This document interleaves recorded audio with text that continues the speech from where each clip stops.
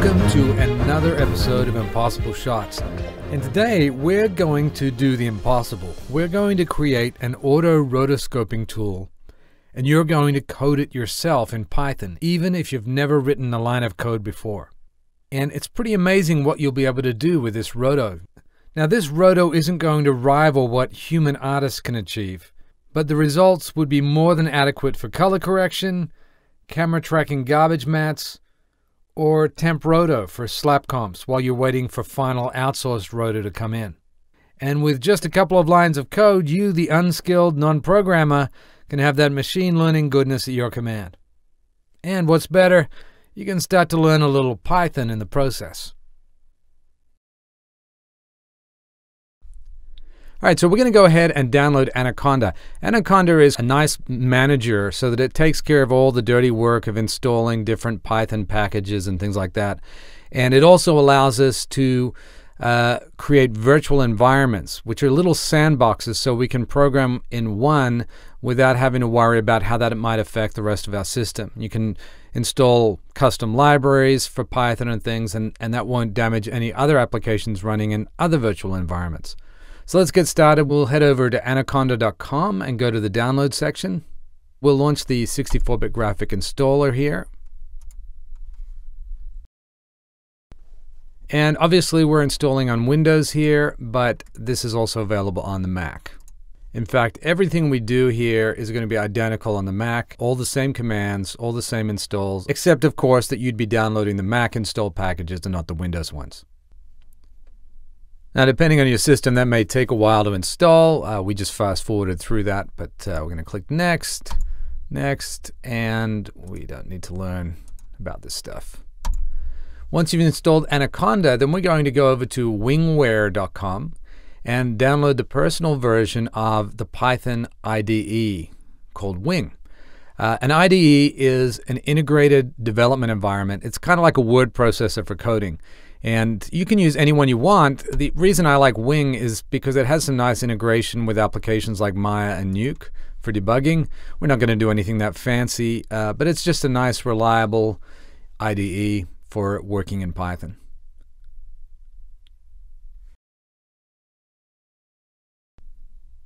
And with that all done, we'll close that out. And if we go to the window menu, we should be able to search for Anaconda prompt. And that will bring up a special prompt for Anaconda. If you're working on Mac OS X, you can just use the regular terminal. Windows, you need to use the dedicated Anaconda prompt. And everything else should be identical from there. Of course, we also need to launch Wing. Accept the license agreement, and we now have everything installed. So now we want to create a virtual environment. That's just, again, a little sandbox that we can work in, and it won't mess with any other Python installations we have in our system. So let's type in conda create -- name, and then the name of what we want to call it. We'll just call it Auto-Roto. That's going to be the name of our virtual environment. And do we want to proceed? It tells us where it's going to put it, and we say yes, we want to proceed. Again, identical. If you're on the Mac, it will be happening with a Mac location, not a Windows path.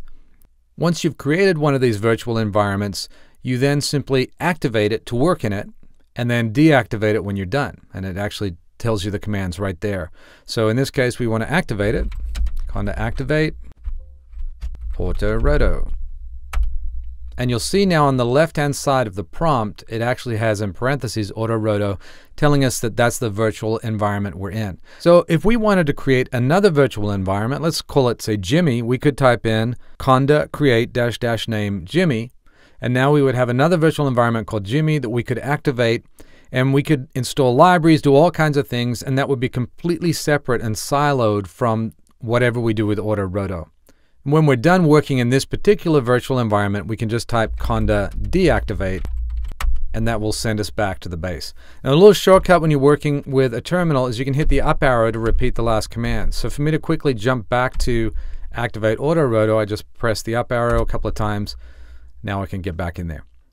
Now that we have our virtual environment, we need to install some specific libraries of Python that we're going to work with. These are kind of pre-built bits of code that we get access to just by installing the library and importing them into our program. Anaconda handles this for us. We use the command conda again, and we say install. First library we want is Torch Vision, and the command we use is -c PyTorch because it also needs to install PyTorch. Now, if you didn't know how to do this, you could just Google Anaconda install Torch Vision, and it would actually tell you the exact command. So it asks us if we want to proceed. We say yes. And that took a while, but we just fast forwarded it just to save some time. That's the machine learning library we need, Torch Vision, specifically machine learning for visuals.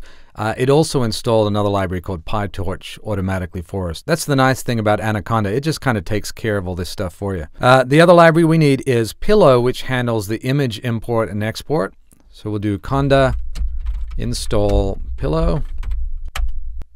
And in this case, it looks like it was already installed on my system. If it's not, just hit Y for yes, and it will go ahead and install. There are two other libraries that should be built into Python that we'll be using, tkinter or tk, and numpy. We can just test to make sure they're on our system by typing in Python, and that brings us to the Python prompt, and we can just try import tkinter as tk. That works. If you get an error there saying it doesn't know what tkinter is, then you know you have to go and install it, and you would use conda install -c anaconda tk as the install option. Now let's test for numpy. That almost certainly is going to be installed. So if we say import numpy. Now if either of those gave you an error saying it didn't know what tkinter or didn't know what numpy was, you would have to go and install them. And you need to quit out of the Python prompt by typing quit, open and close parentheses. And then you would go back in and you would do conda install -c anaconda space tk for tkinter and space numpy for numpy, although I can't imagine numpy not being installed. It's just such a standard part of Python. I'll hit the up arrow to go back to Python. We should just quickly check and say that we can import Torch Vision. And all is well there. And the other one was Pillow. Import PIL is the actual name of the library, even though the install name was Pillow. And that works as well. So we are good to go with everything installed. So now that everything's installed, let's start coding our Auto-Roto app. So you'll see here that I have the findmats.py file. You should have downloaded that from the description notes along with this video. And I've just stuck it in my documents in a folder called RotoMaker. And what matters here is that you put it in the same place you're going to save your actual project file. In fact, let's do that. I'm going to pop into Wing, File, New to create a new Python file. And then I'll just do File, Save As. This is a folder I've made called Python Scripts. There's my RotoMaker folder. And this is where I'll put my, I'll just call it RotoMaker. RotoMaker version 001. And you'll see as long as these are in the same directory, we're all good. And I'm just going to bring this up real quick. If I right-click on it in Windows, you can do the same on the Mac. We choose Edit with Wing Personal 7.1 because that's what I'm using. And don't worry too much about everything that's here, but every time you see a def, it means it's a little function, and we're going to call on those later, and we'll explain them as we go. But this is some code I heavily borrowed from learnopencv.com. This is a fantastic website for learning about OpenCV, which is open source library of machine learning applications and other things specifically designed for working with image data. But you'll see one of the things it does here is it assigns colors to different objects that the machine learning algorithm finds. So airplanes, bicycles, birds, boats, all of these things we can create individual mats for. And we're just taking advantage of the thousands and thousands of images that computer scientists trained. And this one line here is basically loading in that model where they've trained a machine learning algorithm to find these different objects. And so we're just saying, thank you very much, we'll take your code and we'll use it. So don't worry too much about what all of this does just yet. We are going to close that up I'll just select it and press Control W to tuck it away. And we're going to focus on writing our own code. So the first step in our code is to import that find mats library. So I'll type in the command import and then start typing find mats, and you'll see that the IDE Wing automatically sees that file there and thinks maybe you want to bring that in. So I can just hit the tab key and it will auto-complete that for me. And that's why you want to use an IDE instead of a regular text editor to write code, because it makes a whole lot of things easier for you. And I'll press Control S to save. And now the way we execute this is back in Anaconda prompt. Again, you can use the terminal if you want.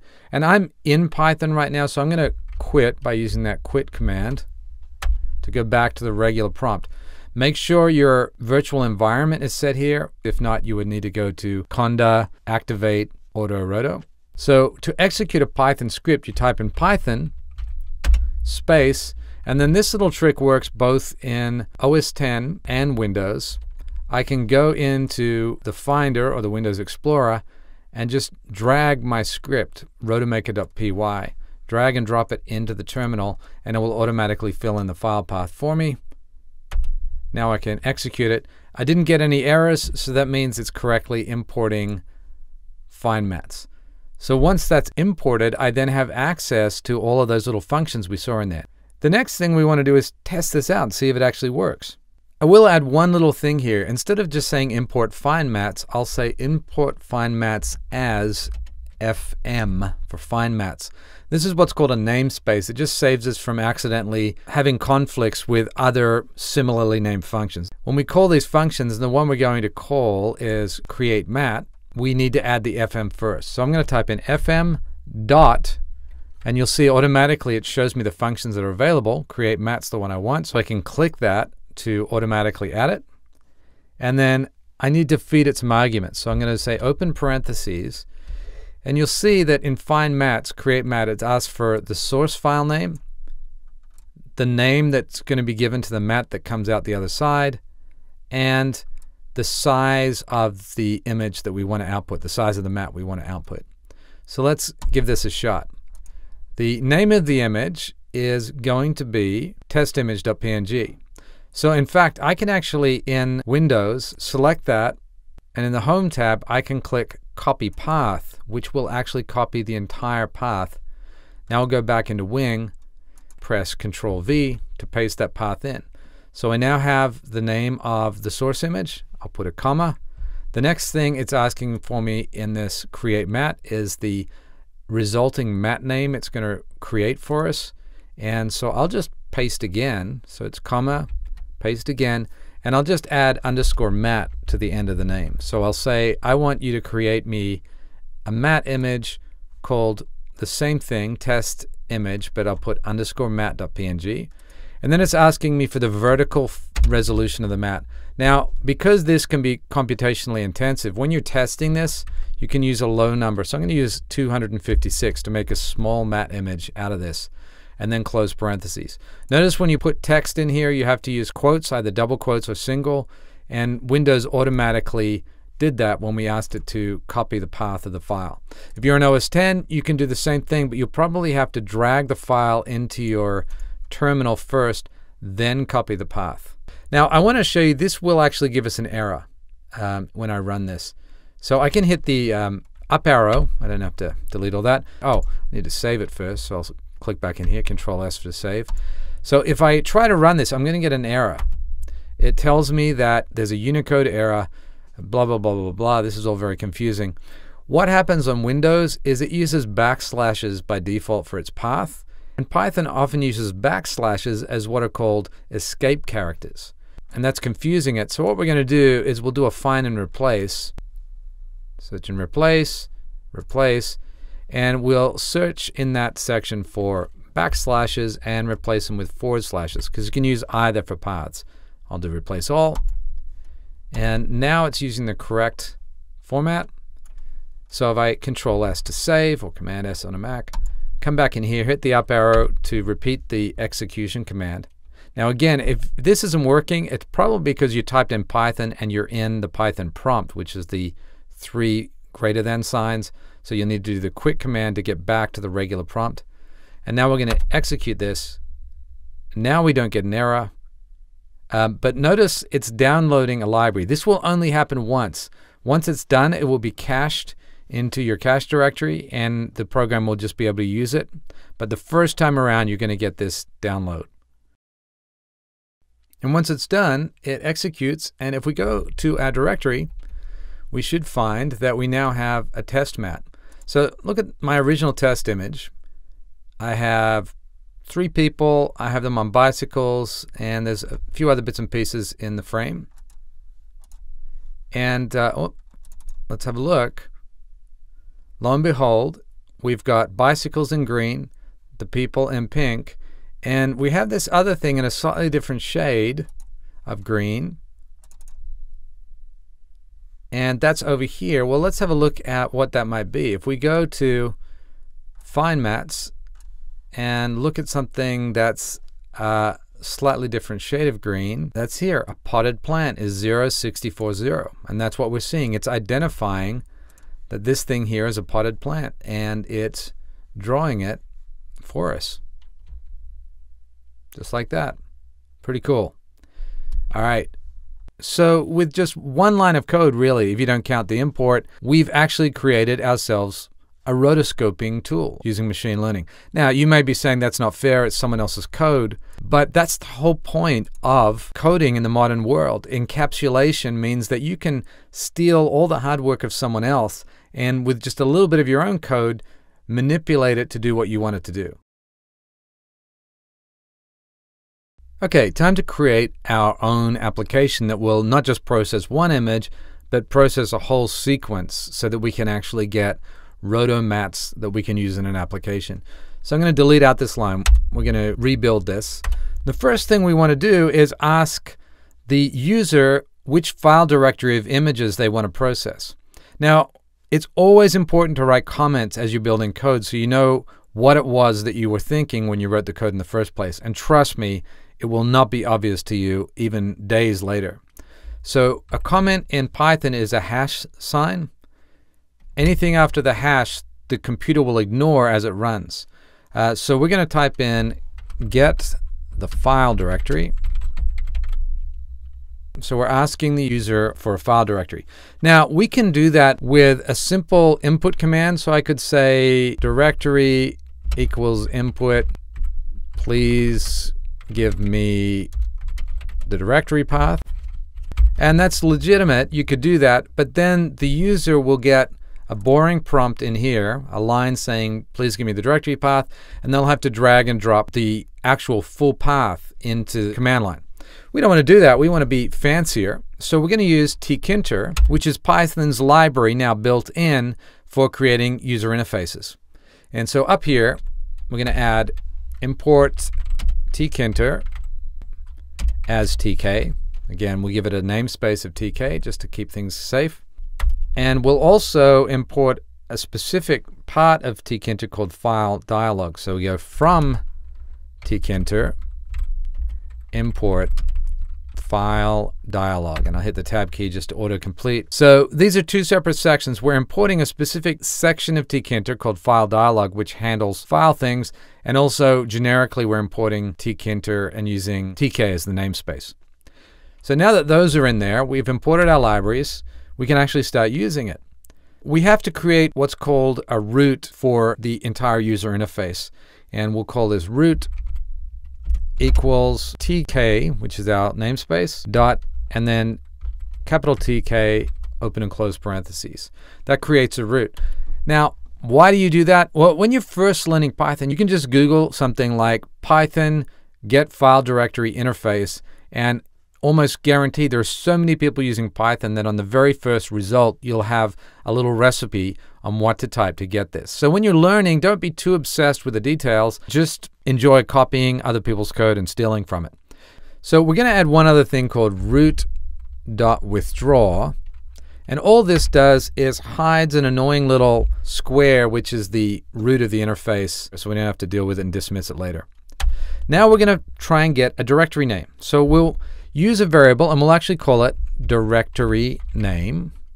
I'm using what's called camel case here, where every other word has a capital first letter. Saves us using spaces. Spaces are evil in names.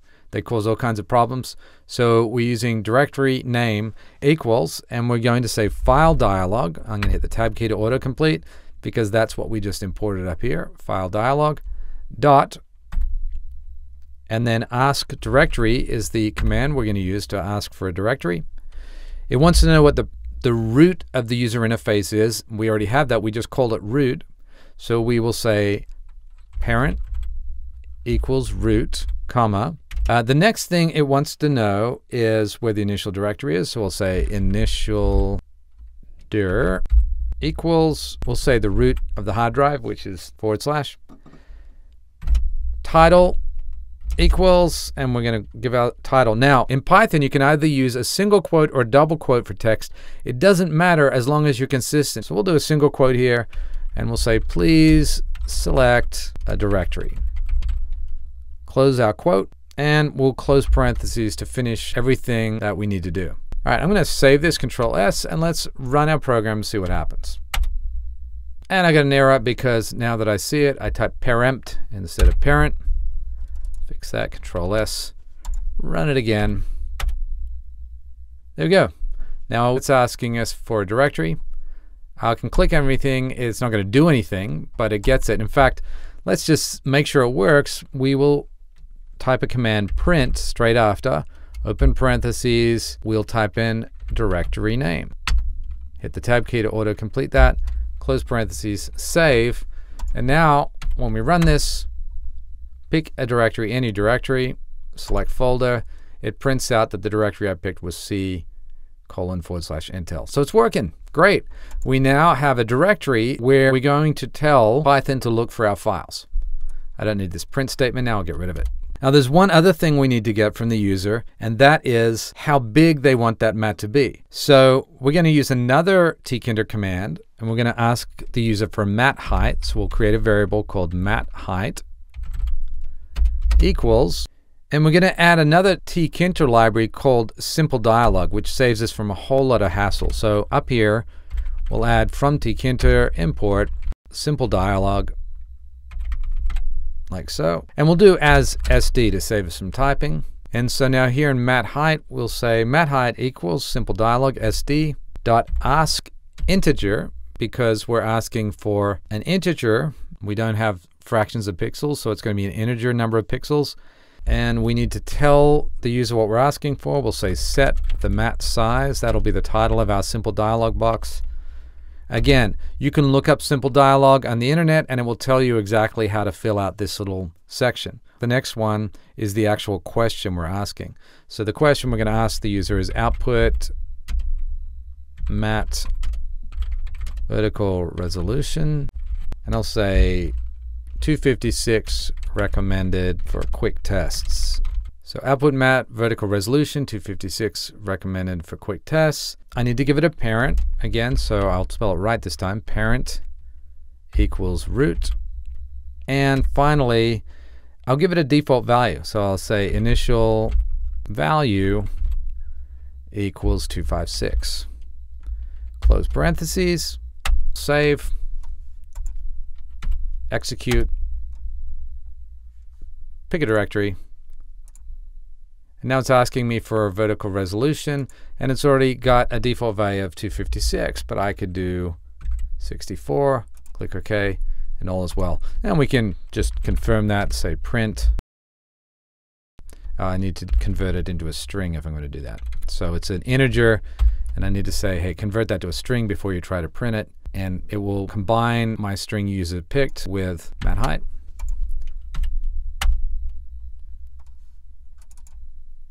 Select a folder, select a number, and it says user pick 256. So it's all working. We know it's all good. So I'll get rid of that line. So we've got everything we need now in terms of user input. The next thing is to take that user input and to turn it into a useful way of crunching through all the images using our magical function createMat. Now that we have a directory and the actual size that we want output, it's time to actually run through all the files in that directory and create mats for them. So the first thing we need to do is create a list of all the files that are in that directory. For that, we're going to add one more library. It's a standard library called the OS library. So we're going to do from OS import, and the only thing we need to import is list dir, list directory. And that's going to do exactly what we want, get a list of everything in a directory. So we already know our directory name. It's there. We called it directory name. So we're going to say list of files. That's going to be our new variable that stores all the files we're looking for. Equals, and then the command list dir that we just imported. Hit the tab key to auto-complete it.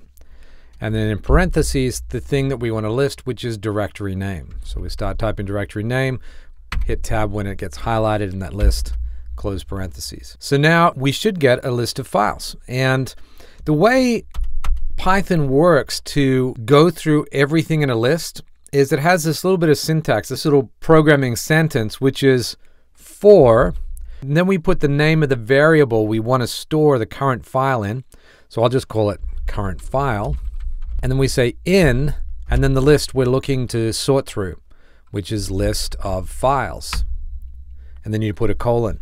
So what this says is go through the list of files, and every time you come across a new one, store that new list item in a variable called current file. So if you have 20 items in the list, it'll go through each item in that list until it runs out of those 20 items. So let's actually see how this works. Let's just do print in parentheses current file colon, and then I'll do plus, so it'll write out current file, and then I'll do current file, the actual variable. So just to be clear, whoops, I mistyped here, should be a colon. So the thing in quotes will just get printed. So it'll print out current file colon space, and then after the quotes close, we do plus, and then we're asking it to print out the actual thing stored in the variable current file. Notice, by the way, this is really important in Python, it indents the line. So after we did the colon, when we hit return, it indented the line for print, so it's not starting fully at the left. It's starting, I think 4, let's see, 1, 2, 3, 4 spaces in. And so this is called a code block. And so whatever we type here gets put in a code block, and this all gets run. Every time it picks a new item from the list, it runs through all these lines of code that are indented. Now, as soon as we put a line of code along at the left here, that code won't get run until it's run through the entire list and checked every single item. So that's just how indents work. If you don't put an indent, it won't get run in the code list. So anyway, let's save this. Run our little program again, hit the up arrow in the terminal. So in here I actually have some sample image sequences. I'll do the one called India, select folder, 256, click OK. And now it actually gives me a list of every image in that directory. Now our little function here wants the full path to the file, not just the local path. What we can do here is we can concatenate the strings. So we are going to do source file as a variable name is equal to the directory name, that's the path to the directory that we have these images in, plus, now we need to add a /. So we'll do / like this to add that to the path, and then we'll do plus again, and then we'll do current file. So that is going to give us the result. And in fact, let's just do this. Let's copy this line here.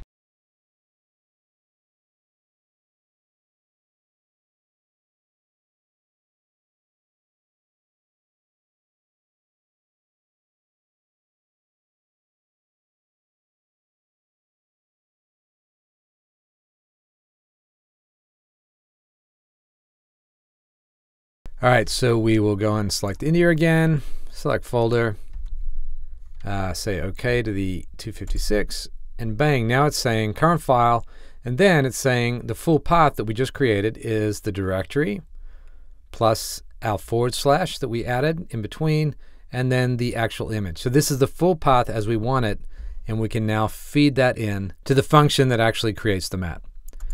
So that's it for the source file. The only other thing we need is the final destination file name. We don't have that yet. And what we want to do is do India Street _mat.0181.jpg or whatever the file name is. So we want to put an _mat in here. Well, there's a dot here, and if we could find out where that dot was in this string, a string is just the name for text in programming, we could cut everything off before the dot, add _mat, and then re-add everything after the dot. I'm just going to do this real quick. So the way we do that is we'll say main name end. We'll give ourselves that variable name because that will be the end of the main name where that dot starts, equals, and this really handy string function called find. So we just do the string we're looking for, which is the current file. That's the name of the current file. And then we just do dot find, and we ask it what to find. Quote dot quote. We're saying find me the first period in the name of the current file in our list of files, which is what's in the directory. What that does is it will give us back in this variable main name end the number of the character it appears at. So if the dot appears after the second character, it will actually send us back the number 2. In fact, it works, everything in programming works starting at 0. So in India Street, I, the capital I, is actually the 0th letter. And then it goes 1, 2, 3, etc. So the reason this, if it was the third character, will give us back the number 2 is because we start at 0. So that's going to give us the result. And then what we can do is create the name for the mat. We'll call this name for mat is equal to the current file, but with that back end after the period chopped off. And the way you do that is if you use square brackets like this, you can create a new string, a new piece of text, starting at one character and finishing at another. So if I did, let's just do this as an example. Current file 3:6. That means take the fourth character. Remember, we're starting at 0, so the fourth character will be number 3, 0, 1, 2, 3. And continue up to but not including the 6th character. So we should get the fourth character, 0, 1, 2, 3 is I, and then we should get IA, and then capital S, 3, 4, 5.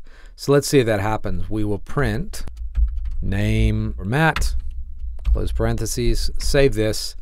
Let's just quickly test this. And in fact, to save me some time, I'm just going to drag this into my quick access so I can just jump straight there. So I'll select folder, 256, okay. Bang, you see there it is, IAS. So that's working, but what we actually want to do is take it all the way from the beginning. We could type a 0, but there's a shorthand, you can just leave it out. So we want to take everything from the current file name from the beginning up into, but not including the first dot, because we don't want the dot, we want just India Street. So do up and to main name end, like so. Now we want to add _mat, and then we want to add to that the rest of the stuff that comes from the period on to the end of .jpg. So that is going to be current file again, but this time we'll start at the main name end, which is the character of the dot, and we'll do colon. And again, we could find the last character in the name, but if we just leave it blank, it will automatically include all the way to the end of the string, so at the end of the text. So we go take the current file name up to the dot. That's what this says. Add _mat to that, and then after _mat, add back everything from the dot to the end. That's what this does. So let's just save that, do one more confirm. I now have my shortcut over here. Select that. I'm okay. And there you have it. We have India Street _mat, the name, .jpg. Okay, as you can see, the mat name still doesn't include the file path, so we still need to add that. In fact, let me just move this print statement down. We might use that in a bit. let's go ahead and say full path mat name equals same thing we did up here. In fact, we can just copy and paste this bit here. The directory name plus / plus name for mat. So now we can finally run our find mat generator. So we do fm, because remember we imported our find mat as fm, this other Python script. So we do fm dot and we select create mat from the list because that's what we want to do. Go ahead and click on it. Open parentheses, and we need the original file source file path. If we look again in find mats, it wants the original file name, the resulting mat name, and the size. So the original file name is source file, comma, the destination mat name, which is full path mat name, and then the size, which we already asked the user for, and put it in a variable called mat height. So we'll type mat height, close parentheses, and then just to see something happening, we'll leave this print statement in here, and we'll do just created colon plus name for mat. So every time it gets through this, it will print out I just created and the name for the mat, and it will obviously put it in the exact same directory that the source file was from. Now you may want to make changes to that later, but for us that'll be easy. Let's get rid of these other print statements. They'll just clog up the works.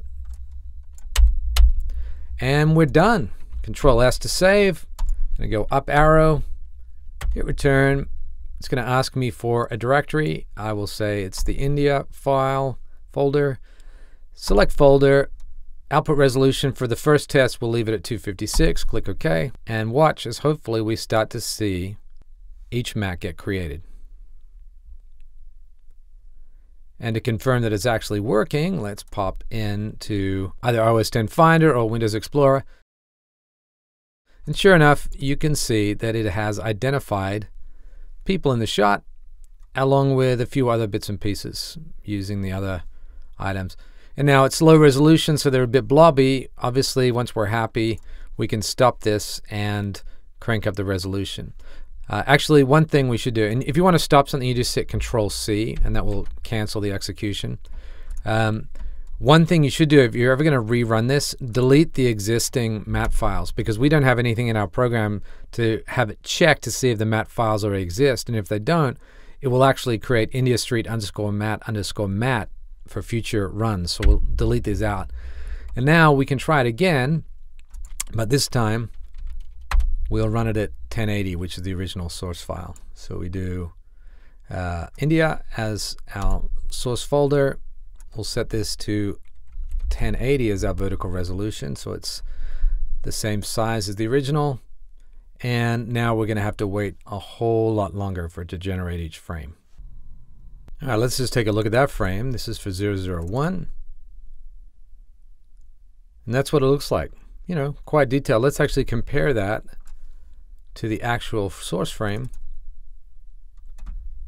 And you'll see it looks pretty good. And that's it for Impossible Shots this time around. Hopefully we've given you the courage to start diving into Python a little deeper, and also given you an amazing tool you can start using in production whenever you need some temp roto. So I hope you enjoyed the journey, and we'll see you next time.